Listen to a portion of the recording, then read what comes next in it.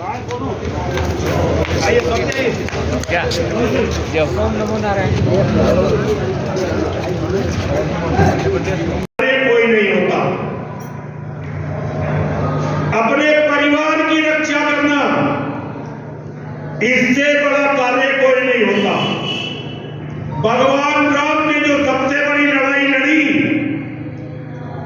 भगवान राम ने सबसे बड़ी लड़ाई लड़ी अपने पत्नी के स्वाभिमान के लिए, अपने पत्नी के सम्मान के लिए, और जो उनका अपमान हुआ उसका प्रतिकार लेने के लिए।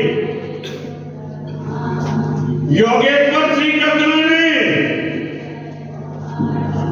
सबसे बड़ी लड़ाई अपने 7 भाइयों का बदला लिया, अपनी बहन का बदला लिया, अपने माता पिता के अपमान का बदला लिया। अर्जुन जो उनके शिष्य थे, अर्जुन जो उनके भक्त थे, अर्जुन जो उनके संबंधी थे, बहनोई, सगे बहनोई, उनसे कह दिया अपनी लड़ाई तुम्हें खुद लड़नी है, मैं तो केवल मार्गदर्शन कर सकता हूं, इससे ज्यादा कुछ नहीं करूंगा। तो ये याद रखिए, जब भगवान अपने अर्जुन जैसे भक्त के लिए, अपने शिष्य के लिए, अपने संबंधी के लिए नहीं लड़े, तो वो भगवान आपके और मेरे लिए क्या लड़ेंगे? भगवान कभी भी अपने अपना करते हैं, भगवान की कभी रक्षा नहीं करते। आपने देखा है कि आज तक भगवान ने एक भी भेड़ की रक्षा की हो? आपने देखा है कि भगवान ने आज तक एक भी हिरण की रक्षा की हो? हिरण को सारे जीवन अपनी रक्षा के लिए भागना पड़ता है, और जिस दिन कमजोर हो जाता है, थक जाता है, उसी दिन जानवर उसे खा लेते हैं। अब हिंदुओं ने अपने आप को हिरण बना लिया, पाकिस्तान से भागे यहां आ गए, कश्मीर से भागे यहां आ गए, बांग्लादेश से भागे यहां आ गए। अब यहां से भाग के कहां जाओगे? अगर भागते रहोगे तो तुम्हें एक दिन वो खा ही जाएंगे, और ये सबका बड़ा दुर्भाग्य होगा।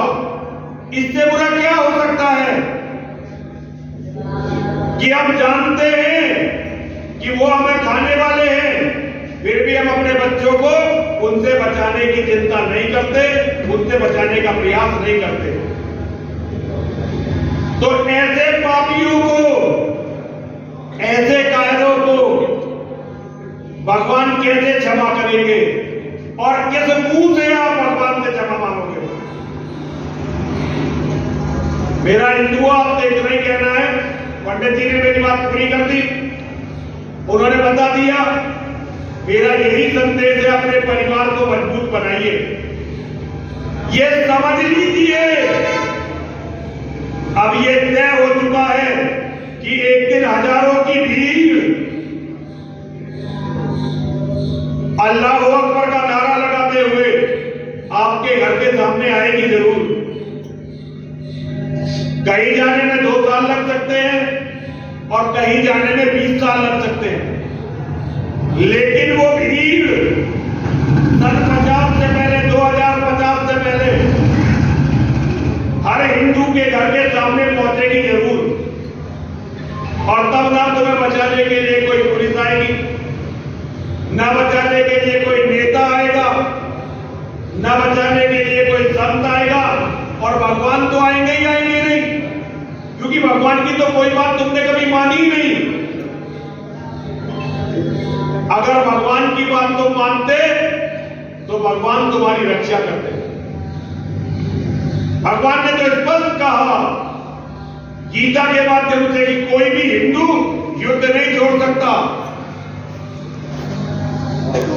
जब अर्जुन ने कहा कि मैं युद्ध नहीं करूंगा, तो भगवान ने स्पष्ट बताया, कुतस्त्वा कस्मन्मिदं विस्मय समुपस्थितम् अनार्यजुष्टम ऐश्वर्यम ऐकीर्तिकम्। अर्जुन,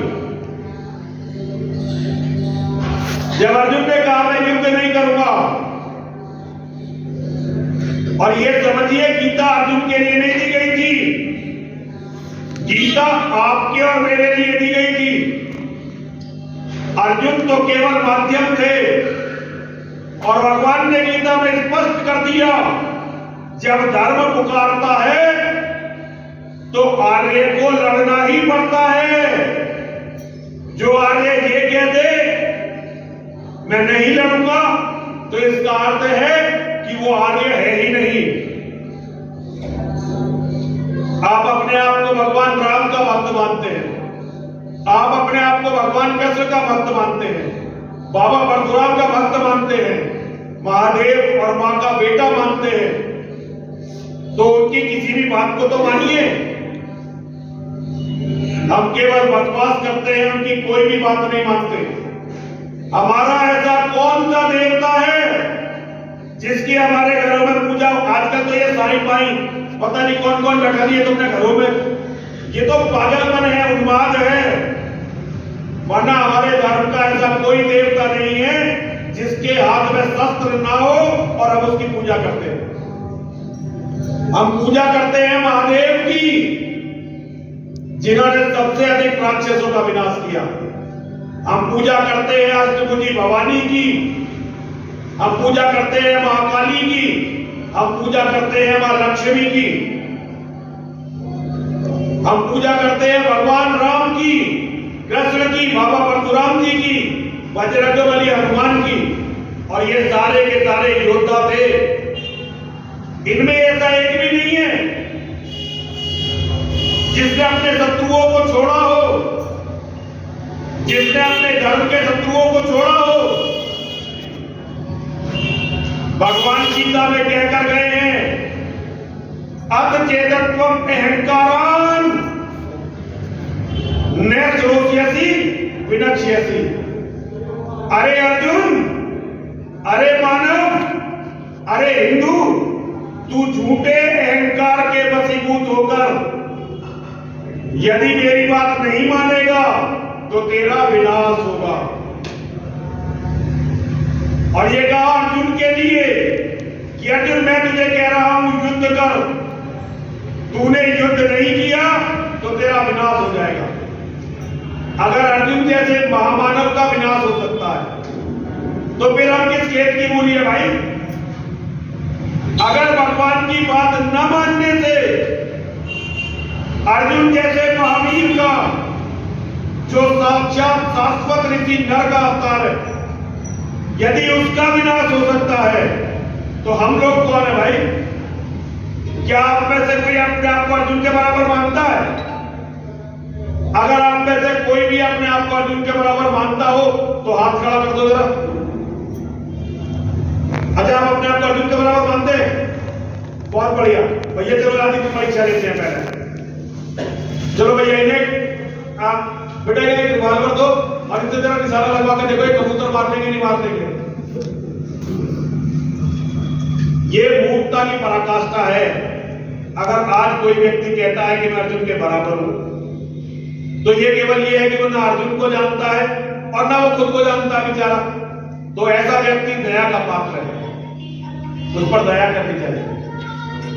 लेकिन मैं ये आपको विश्वास दिलाता हूं कि अर्जुन जैसा योद्धा आज धरती पर संभव नहीं है, जिसे भगवान का सारे जीवन भगवान का सानिध्य मिला हो। पूरे जीवन अर्जुन का अपने पूरे जीवन भगवान का न केवल सानिध्य मिला बल्कि भगवान का मार्गदर्शन मिला। महादेव ने स्वयं प्रकट होकर अस्त्र और शस्त्र प्रदान किए।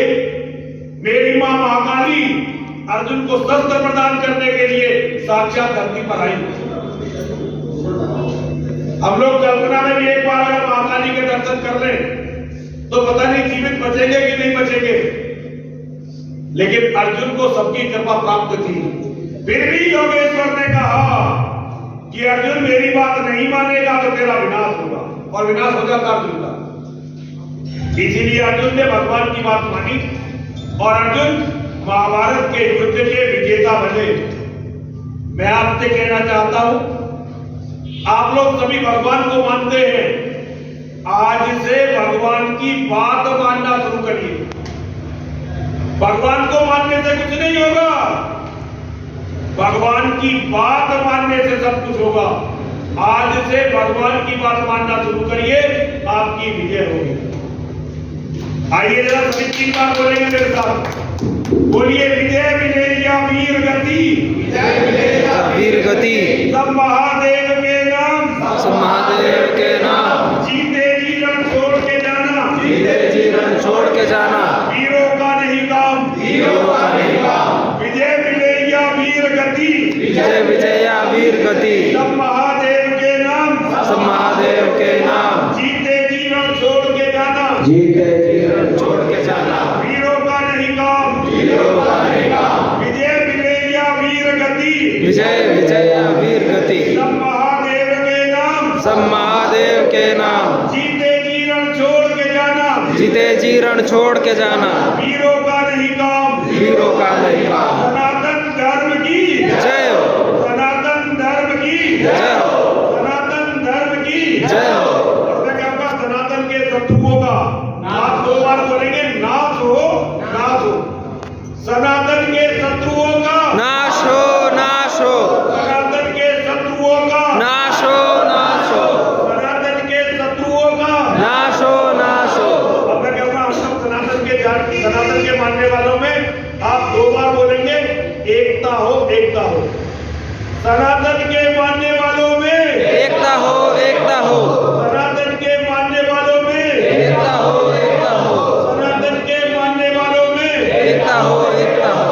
सनातन के मानने वालों का कल्याण हो, कल्याण हो, सनातन के मानने वालों का कल्याण हो, कल्याण हो, सनातन के मानने वालों का कल्याण हो, कल्याण हो। जयकारा है वीर बजरंगी, हर महादेव, जयकारा है वीर बजरंगी, हर महादेव, जयकारा है वीर बजरंगी। हर महादेव।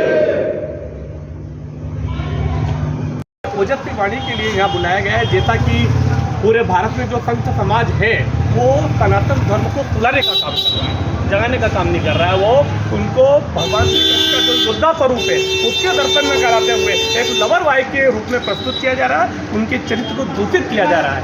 इसलिए मैं यहाँ स्पेशली कि सब लोग जागे, सारी पार्टियाँ जितने भी दल हैं वो सब उन्हें फुलाने का काम कर रहे हैं, उनके हित को बचाने के लिए लड़ाई लड़ने। आपका पूरा नाम? आकाश शर्मा। ये किस मंच पर कार्यक्रम किया गया था आज ब्रह्मांड समाज द्वारा? आज महाराज जी को बुलाकर यहाँ के सभी सनातनी को जगाने के लिए, उनके अस्तित्व के लिए बचाने की लड़ाई लड़ने के लिए आयोजन किया गया है, महाराज जी का 12 वर्ष प्राप्त करने के लिए।